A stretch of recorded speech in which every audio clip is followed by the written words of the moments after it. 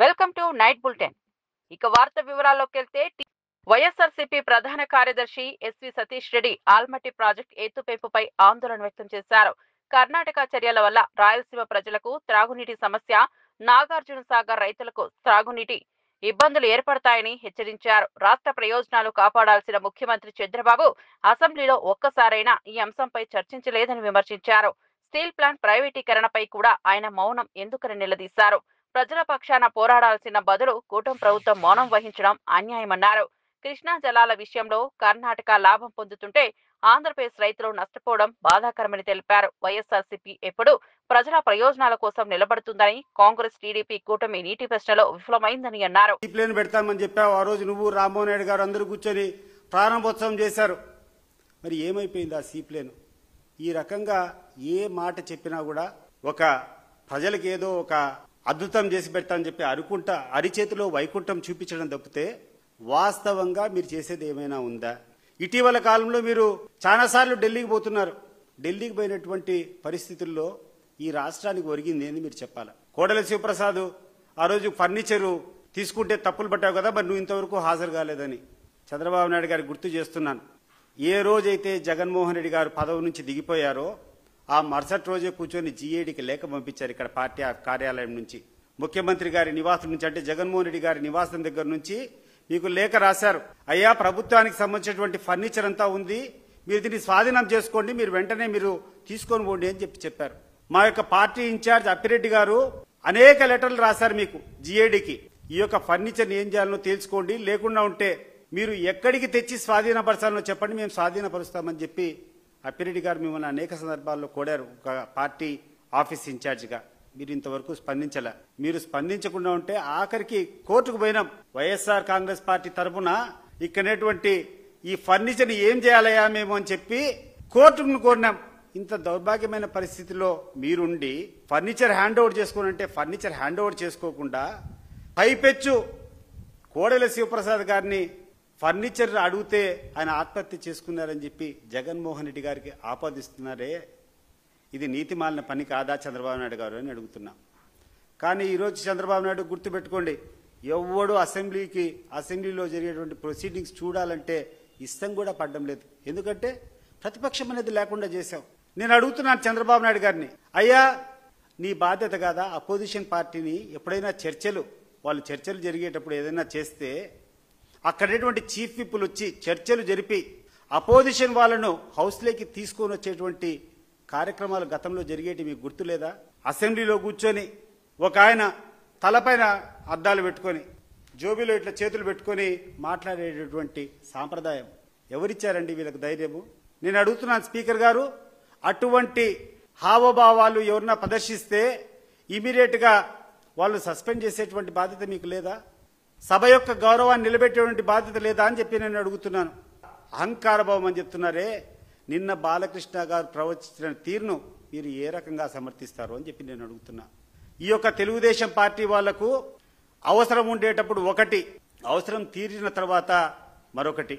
గతంలో పవన్ కళ్యాణ్ మచ్చిక చేసుకునేదానికి, కాపు సామాజిక వర్గాన్ని మచ్చిక చేసుకునేదానికి మీరు ఆ రోజు ప్రవర్తించినటువంటి తీరేంది, నిన్న బాలకృష్ణ గారు మాట్లాడేటువంటి తీరేంది ఒకసారి ఆలోచన చేయండి. బాలకృష్ణ గారు, మీరేందో మీ బ్లడ్ వేరు మీ బ్రీడ్ వేరు అంటున్నారు. ఏంది నీ బ్లడ్ నీ బ్రీడ్ నాకు అర్థం కావడంలా. నీ బ్లడ్ నీ బ్రీడ్ అంత గొప్పదైతే ఆ రోజు పవన్ కళ్యాణ్ ఎందుకు నువ్వు పరిగెత్తుకుంటా పోయి నువ్వు ఆ రోజు పొత్తు పెట్టుకున్నావు? మరి ఈ రోజు ఎవరైతే నీకు సహాయం చేశారో వాళ్ళని ఈ రోజు ఎంత చౌకబారుగా మాట్లాడుతున్నావు? నువ్వు కూర్చొని ఆ రోజు చిరంజీవి గారిని కానీ ఫిల్మ్ ఇండస్ట్రీని అంతా కూడా అవమానపరిచారని చెప్పి మాట్లాడావు. మరి చిరంజీవి గారే స్వయంగా ఈ రోజు కూర్చొని నన్ను చాలా సాధారణంగా ఆహ్వానించారు. ముఖ్యమంత్రి చంద్రబాబు పార్టీ నేతలతో టెలికాన్ఫరెన్స్ నిర్వహించారు. మంత్రులు, ఎంపీలు, ఎమ్మెల్యేలు ముఖ్య నాయకులతో మాట్లాడుతూ ప్రజల్లోకి ప్రభుత్వం చేస్తున్న సంక్షేమ అభివృద్ధి కార్యక్రమాలను బలంగా తీసుకెళ్లాలని సూచించారు. జీఎస్టీ సంస్కరణలు, పెన్షన్ పంపిణీ, విద్యుత్ నిర్వహణ వంటి అంశాలను వివరంగా ప్రజలకు తెలియజేయాలని అన్నారు. గత ప్రభుత్వంలో ప్రజలపై భారం మోపారని, తమ ప్రభుత్వం మాత్రం సౌర, పవన విద్యుత్ ప్రోత్సాహం ద్వారా తక్కువ ధరకు విద్యుత్ అందిస్తున్నామని వివరించారు. నిజాయితీతో పనిచేస్తున్న ప్రభుత్వం సాధించిన ఫలితాలను ప్రజలకు చెప్పడంలో వెనుకాడవద్దని సూచించారు. సమర్థ పాలన, అసమర్థ పాలన మధ్య తేడాలను స్పష్టంగా వివరించాలని పిలుపునిచ్చారు. ప్రజల విశ్వాసం కాపాడుకోవడమే భవిష్యత్ విజయానికి కీ అని అన్నారు.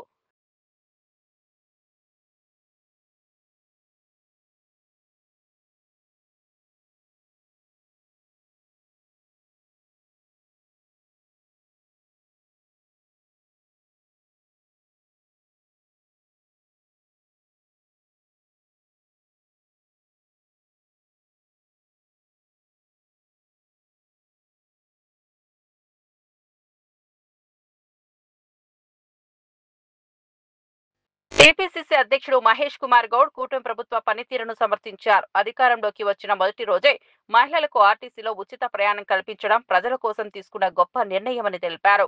అది బాకీ కాదని ప్రజల పట్ల నిబద్ధత అని అన్నారు. 11 నెలల్లోనే 65,000 ఉద్యోగాలు ఇచ్చామని గుర్తు చేశారు. రాష్ట్రాన్ని అప్పుల్లో ముంచింది కేసీఆర్ కుటుంబమేనని ఆరోపించారు. తాము తీసుకున్న సంక్షేమ చర్యలు ప్రజలకు మేలు చేకూరుస్తున్నాయని అన్నారు. మహిళలకు, యువతకు అవకాశాలు కల్పించడం, సంక్షేమ పథకాలను అమలు చేయడం ప్రభుత్వ ధ్యేయమని స్పష్టం చేశారు. బాకీ అనే పదంతో ప్రజలను మభ్యపెట్టే ప్రయత్నాలు చేస్తున్నారని, కానీ కాంగ్రెస్ ప్రభుత్వం మాత్రం పారదర్శకంగా పనిచేస్తుందని ఆయన పునరుద్ఘాటించారు. మహిళలకి బస్సు సౌకర్యం ఇస్తే ఇది బాకీ పడ్డట. మీరు 10 ఏళ్ళు నిరుద్యోగులు మోసం చేసి కొట్టని దెబ్బ కొడితే మేము అధికారంలోకి వచ్చిన 11 మాసాల్లోనే 65,000 ఉద్యోగాలు ఇస్తే బాకీ పడ్డట. గ్రూప్ 1, గ్రూప్ 2 ఉద్యోగాలు ఇస్తా ఉన్నాం. నిరుద్యోగ యువత కలలు సాకారం చేస్తే బాకీ పడ్డట. మహిళలకి 500 రూపాయలు సబ్సిడీ గ్యాస్ మీద ఇస్తే మేము బాకీ పడ్డట. 200 యూనిట్ లోపు కరెంటు కాల్చిన కుటుంబాలు ఈ రాష్ట్రంలో 80% ఉన్నాయంటే అది బాకీ పడ్డట. మీరు చేసిన బాకీ తీర్చడానికి ప్రతి నెల 6,500 కోట్లు తెలంగాణ కాంగ్రెస్ ప్రభుత్వం మీరు చేసిన అప్పుకి, కేసీఆర్ కుటుంబం పాలించి ఈ రాష్ట్రాన్ని పాలించి మీరు చేసిన 8 లక్షల బాకీకి ఇన్స్టాల్మెంటు ఇంట్రెస్ట్గా 6,500 కోట్లు ప్రతి నెల, అంటే దాదాపు 80,000 కోట్లు సంవత్సరానికి కడతా ఉన్నాం. మీరు చేసిన బాకీ మేము తీరుస్తూ ఉంటే మేము బాకీ పడ్డట. రైతు భరోసా, రైతు బంధు, వరి మీద బోనస్ ఇస్తే బాకీ పడ్డట. ఏ లెక్కన కాంగ్రెస్ ప్రభుత్వం? మాజీ మంత్రి శ్రీనివాస్ గౌడ్ బీసీ రిజర్వేషన్ల జీవోపై తీవ్ర వ్యాఖ్యలు చేశారు. కాంగ్రెస్ పార్టీ తామే జీవో తెచ్చి తరువాత కోర్టులో కేసులు వేశారని ఆరోపించారు. ఈ ద్వంద్వ వైఖరి రాష్ట్ర ప్రజల్ని మోసం చేయడమేనని అన్నారు. జీవో చెల్లదని ముందే తెలుసుకుని కూడా స్థానిక ఎన్నికల నోటిఫికేషన్ ఇవ్వడం మూర్ఖత్వమని విమర్శించారు. ఇతర రాష్ట్రాల్లో కోర్టులు ఇలాంటి జీవోలు కొట్టివేశాయని కాంగ్రెస్ నాయకులు తెలుసుకోవాల్సిన విషయమని అన్నారు. బీసీ వర్గాలకు న్యాయం జరగాలంటే నిజాయితీ అవసరమని స్పష్టం చేశారు. ప్రజలను మభ్యపెట్టే కాంగ్రెస్ ప్రయత్నాలు విఫలమవుతాయని ధైర్యంగా చెప్పారు. బీసీ హక్కుల కోసం తాము ఎప్పటికీ వెనకడుగు వేయమని హామీ ఇచ్చారు. లోపల మీరు ఇచ్చినా మా తీర్పుకు అనుగుణంగానే ఉంటుంది, మీరు ఇచ్చిరని చెప్పి ముందుకు పోవద్దని చెప్పి హెచ్చరించింది. కానీ మీరు ముందుకు పోయినరు. మీరు 9th నుంచే మొత్తం ఎలక్షన్ ప్రాసెస్ స్టార్ట్ అయిపోయింది. 9th అక్టోబర్ నుంచి.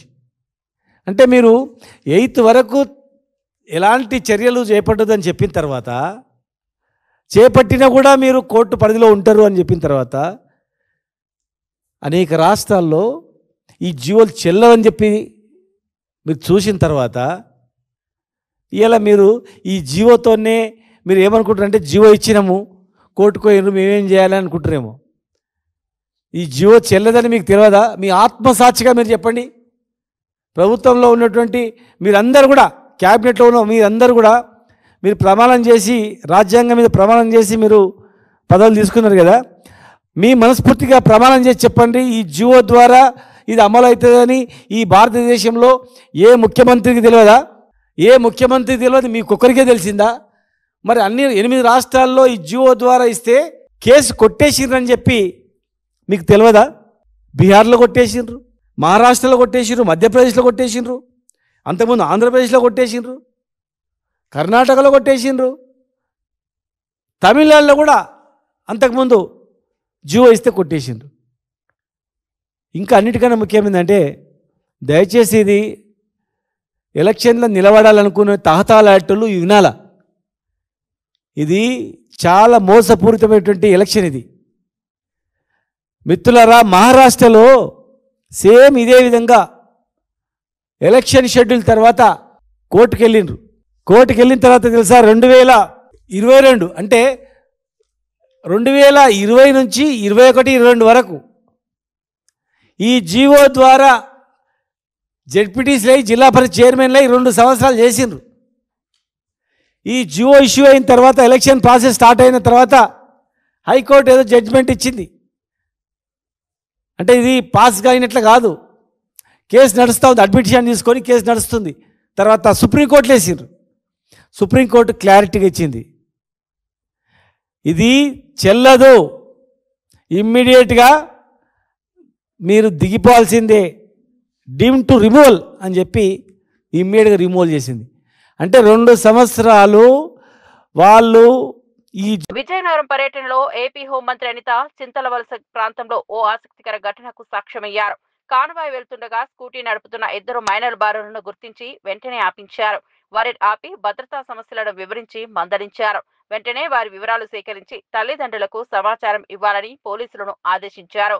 చిన్న వయసులో వాహనాలు నడపడం ప్రమాదకరమని తల్లిదండ్రులు పిల్లలపై శ్రద్ధ వహించాలని సూచించారు. రోడ్డు ప్రమాదాలను నివారించేందుకు అందరూ జాగ్రత్తలు తీసుకోవాలని పిలుపునిచ్చారు. చట్ట ప్రకారం మైనర్లు వాహనాలు నడపరాదని స్పష్టం చేశారు. ప్రజల ప్రాణాలు విలువైనవని, ప్రతి ఒక్కరూ భద్రతను ముఖ్యంగా పరిగణించాలని, రాష్ట్రంలో రోడ్డు భద్రతకు ప్రత్యేక చర్యలు తీసుకుంటున్నామని, ఈ తరహా ఉల్లంఘనలను ఇక సహించబోమని హెచ్చరించారు.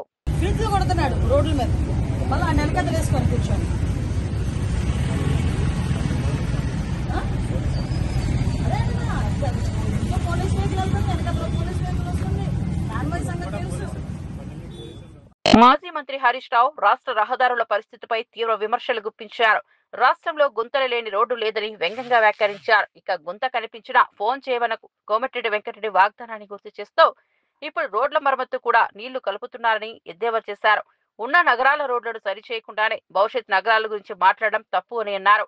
ప్రజల సౌకర్యం కోసం తక్షణ చర్యలు తీసుకోవాలని ప్రభుత్వాన్ని డిమాండ్ చేశారు. కనీసం రోడ్లు గుంతలు పడితే ఆయన కోమటిరెడ్డి ఉంటాడు, నరకమంటే ఎంత దూరం అని నరుకుతాడు. ఏదైనా గుంత కనబడితే నాకు ఫోన్ చేయండి అన్నాడు. అసలు గుంత పడని రోడ్డు ఉందా ఈ రాష్ట్రంలో?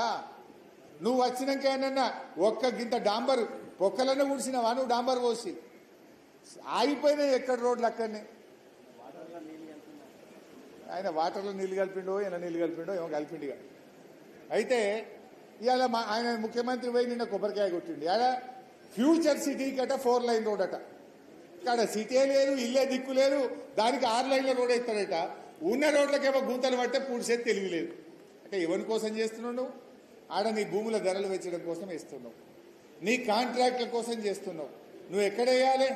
వర్షాలు పడి బ్రిడ్జిలు కొట్టుకుపోయినాయి, రోడ్లు ఖరాబ్ అయిపోయినాయి. ఎవడు కాంట్రాక్టర్ అంటూ టెండరే ఎత్తలేడు.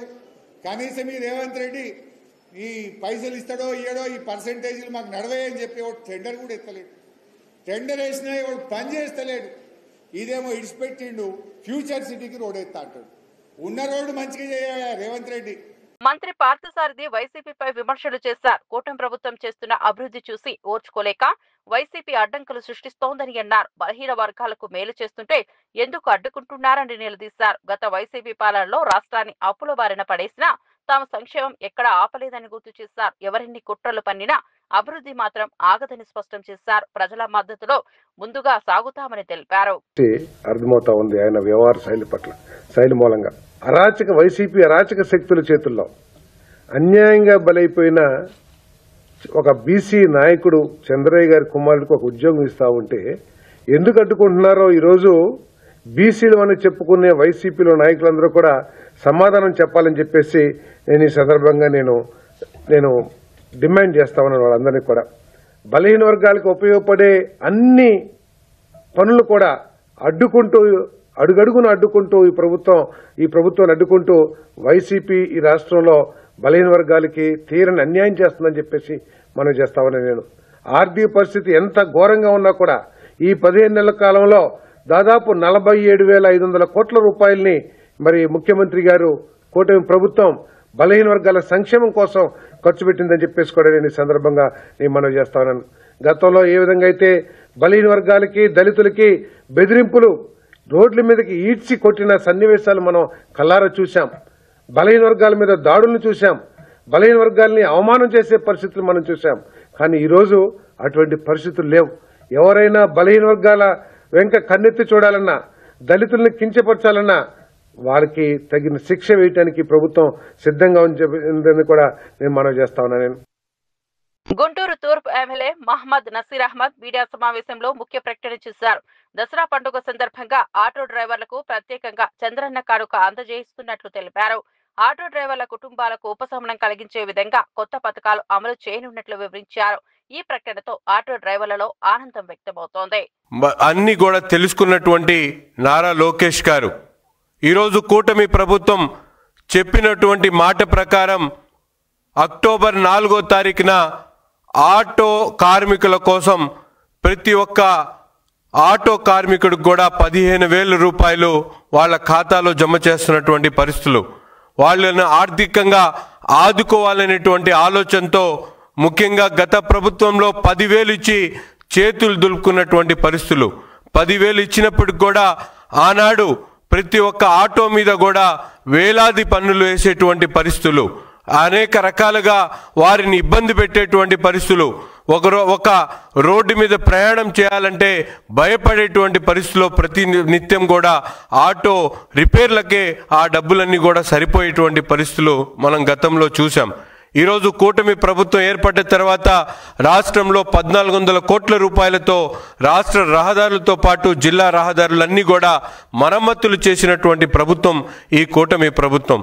ఈరోజు ఆటో కార్మికులే కాదు, రాష్ట్రంలో ఉన్నటువంటి లారీ యజమానులు ముఖ్యంగా కార్మిక రంగాన్ని పూర్తిగా కుదేలు చేసినటువంటి గత ప్రభుత్వాన్ని ఈరోజు తలుచుకొని ముఖ్యంగా ఈ కూటమి ప్రభుత్వం ఏర్పడిన తర్వాత గ్రీన్ ట్యాక్స్ ఏదైతే కేంద్రం 200, 300 పెట్టినటువంటి గ్రీన్ ట్యాక్స్ని 2021లో రాష్ట్ర ప్రభుత్వాలకు పెట్టుకునేటువంటి ఏర్పాటు చేస్తే ఆ ట్యాక్స్ను మన రాష్ట్రంలో పక్కనున్నటువంటి తెలంగాణ అలాగే ఆ తమిళనాడులో 2003 ఉన్నటువంటి గ్రీన్ ట్యాక్స్ని మన రాష్ట్రంలో 10,000, 20,000 చేసి కార్మికులు దోచుకున్నటువంటి నాయకుడు జగన్మోహన్ రెడ్డి ఒక పక్కనైతే ఈరోజు అధికారం చేపట్టిన తర్వాత గ్రీన్ ట్యాక్స్ను పూర్తిగా తగ్గిస్తూ ముఖ్యంగా లారీ యజమానులు ఏదైతే గ్రీన్ ట్యాక్స్ వల్ల ఇబ్బందులు పడతా ఉన్నారో అటువంటి ఇబ్బందులను కనుక్కొని వాటిని పూర్తిగా తగ్గించి ఈరోజు 2,000, 3,000 చేసినటువంటి ఘనత కూడా ఈ కార్మిక ప్రభుత్వానిది,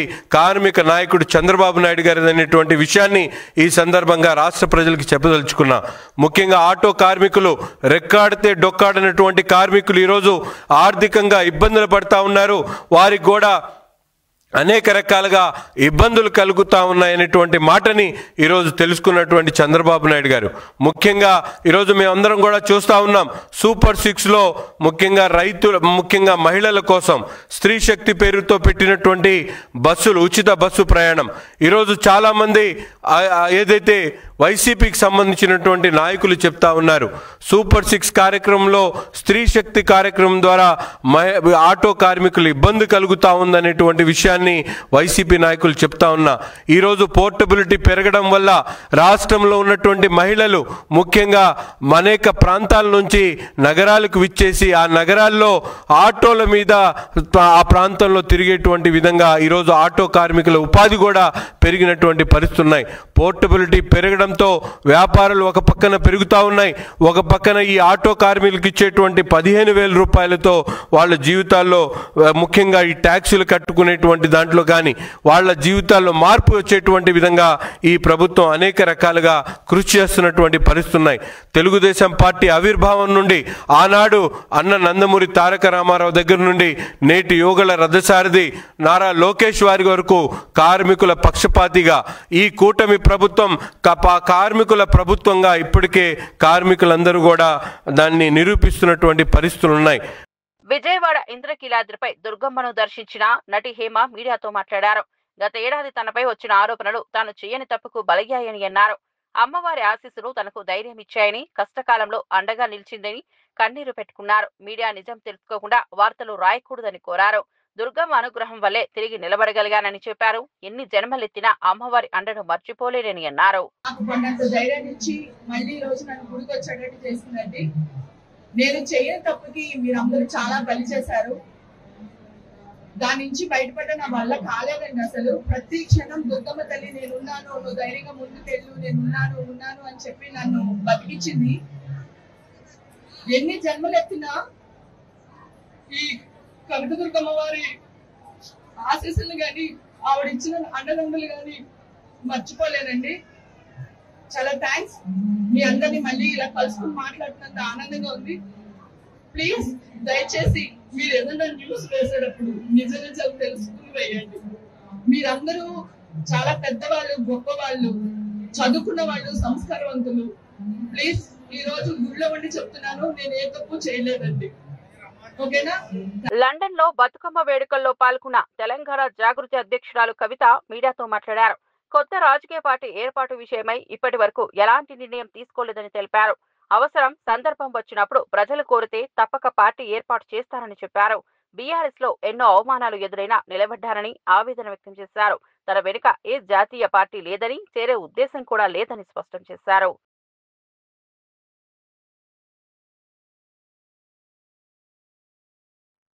ఉద్యమంలో ఏదైతే నికార్సుగా, స్వచ్ఛందంగా, ప్రాణం పోయినా పర్వాలేదు తెలంగాణ రావాలని పనిచేసినటువంటి వాళ్ళు రాను కొంత స్వార్థం ఎంటర్ అయిందన్న విషయం అర్థమైంది కొందరు వ్యక్తులకు. వాళ్ళు మొత్తం వ్యవస్థను భ్రష్టుపట్టించే విధంగా పనిచేసినప్పుడు ఎప్పటికప్పుడు క్లీన్ చేసుకుంటా, పర్చ్ చేసుకుంటా ముందుకు పోవాలి. అది జరగలేదు అన్నది నా ఆలోచన.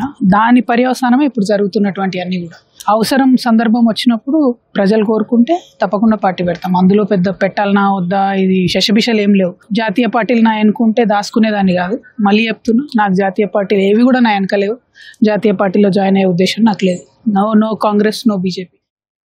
టీవీకి చీఫ్ విజయ్ కరూర్ తొక్కిసలాట ఘటనపై తీవ్ర ఆవేదన వ్యక్తం చేశారు.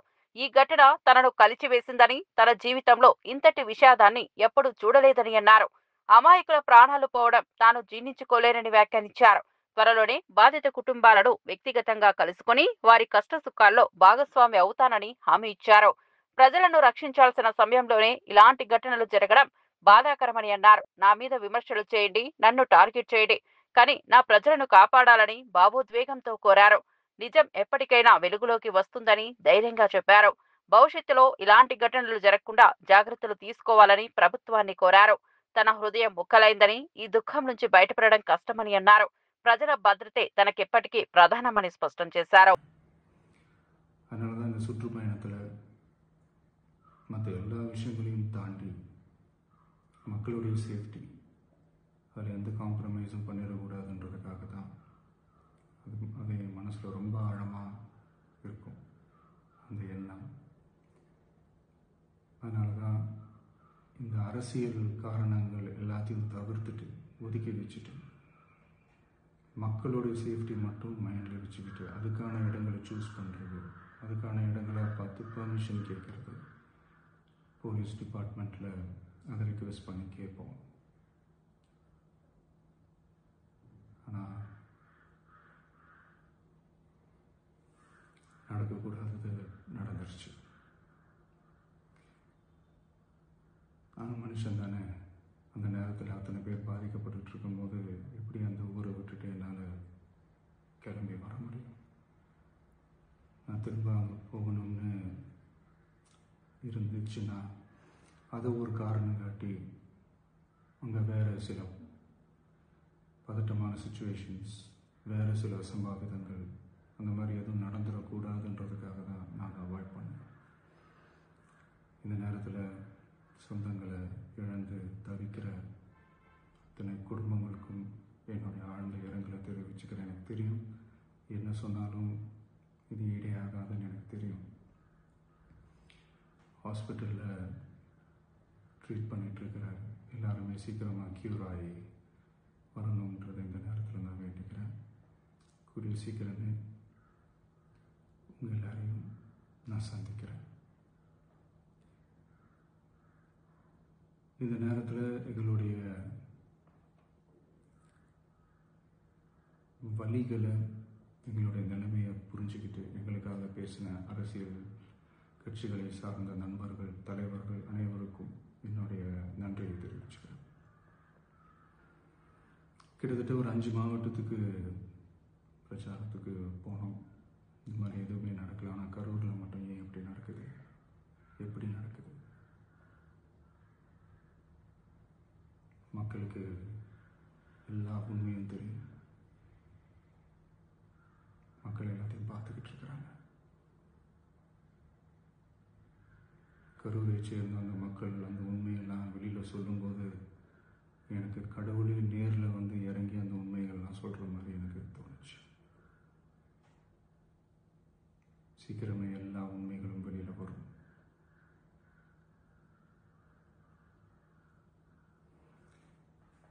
எங்களுக்கு தரப்பட்ட இடத்துல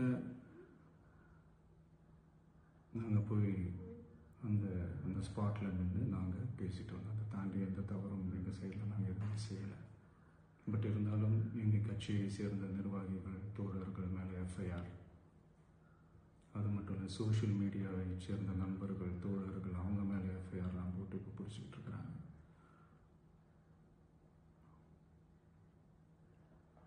சிஎம் சார், உங்களுக்கு ஏதாவது இந்த பழி வாங்கணும் அப்படின்ற எண்ணம் ஏதாவது இருந்துச்சுன்னா என்ன வேணாலும் பண்ணுங்க. அவங்க மேலே கை வைக்காதீங்க. நான் ஒன்று வீட்டில் இருப்பேன், இல்லை நான் ஆஃபீஸில் இருப்பேன். என்ன வேணாலும் செய்யுங்க. நண்பர்களே, தோழர்களே, நம்மளோட அரசியல் பயணம் இன்னும் ஸ்ட்ராங்காக, இன்னும் தைரியத்தோட కంటిన్యూ ఆகும்.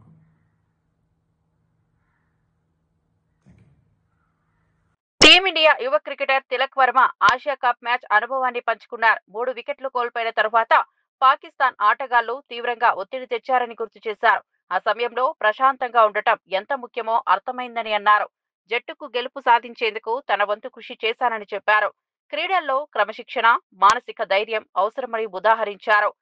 పాకిస్తాన్ బౌలర్ల ఒత్తిడిని ఎదుర్కోవడం సవాలుగా అనిపించిందని, కానీ ధైర్యం కోల్పోకుండా ఆడటం ద్వారా మ్యాచ్ లో నిలబడగలిగానని తిలక్ వివరించారు. తన ఆట తీరు దేశానికి గౌరవం తెచ్చిందని భావిస్తున్నానని అన్నారు. క్రీడాభిమానుల ఆశలు నిలబెట్టుకోవడం తన అదృష్టమని పేర్కొన్నారు. టీమిండియాకు భవిష్యత్తులో మరిన్ని విజయాలు సాధించేందుకు తాను కృషి చేస్తానని ధైర్యం చెప్పారు. నన్ను నేను బ్యాక్ చేసుకుని కంట్రీని ఒకసారి మైండ్ లో పెట్టుకున్నాడు. జస్ట్ నేను ఒకటే ఆ టైంలో జస్ట్ కంట్రీకి చెప్పాను కదా, జస్ట్ కంట్రీని గెలిపించాలి, కంట్రీని ఊహించుకుంటేనే ఆ సిచ్యువేషన్ వాళ్ళు హార్డ్ వచ్చారు నా మీద, పాకిస్తాన్ వాళ్ళు చాలా హార్డ్ వచ్చారు.